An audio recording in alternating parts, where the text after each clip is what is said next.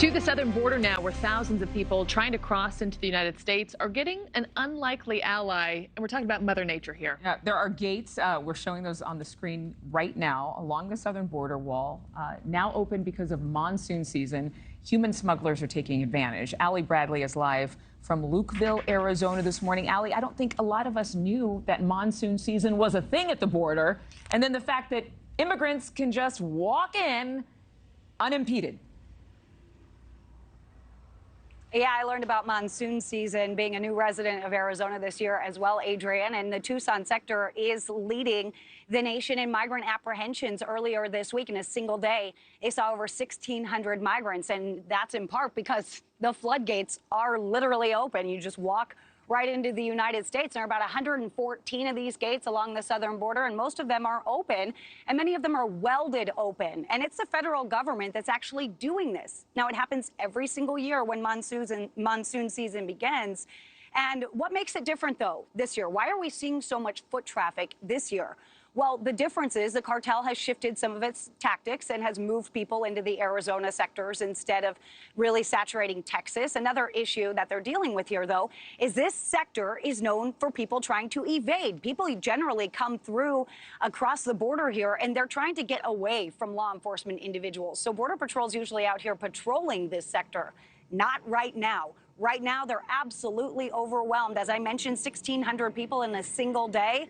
Well, 250 came across this morning in just a matter of hours. Border Patrol agents telling us it's happening non-stop. And they can't do anything about it. They right now have to transport and have to process. So yeah, Adrienne, right now that means that they are not out there to stop people that are trying to evade. And crossing so easily. I mean, this was happening even before those gates were open, but the gates are welded open. Why? And where does the cartel play into all of this? Yeah. Okay, so we'll show you a little bit here. So you can see these bars down here. They are actually welded in, soldered in. You cannot move them. This wall is immovable. And again, that is the federal government is doing that. DHS has a contract crew, an infrastructure crew that comes out here to do it. So these are all at washes, big areas where a lot of water is going to come through when these monsoons come out. And then you get stuff like this, a lot of debris right here. So if these gates are closed, you think this wall is immovable, right?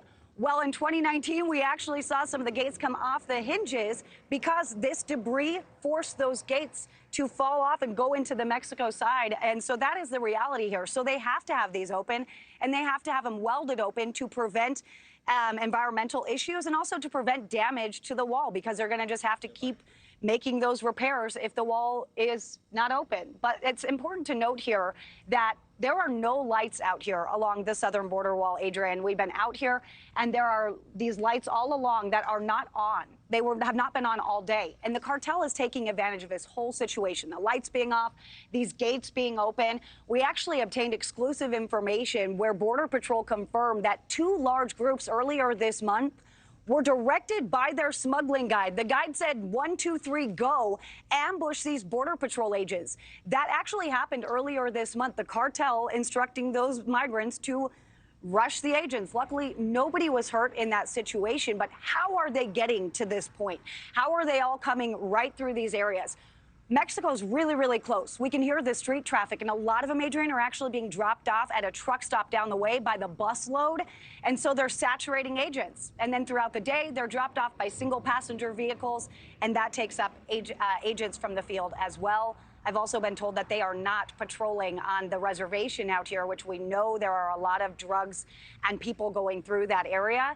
They're not patrolling it right now because they can't. I'm sure you know why. They don't have the manpower to do it. So right now, they are transporting and processing hundreds of migrants down here every day, Adrienne. Thank you for watching. Go to newsnationnow.com to find NewsNation on your television provider. And don't forget to click the red subscribe button below to get more of NewsNation's fact-driven, unbiased coverage.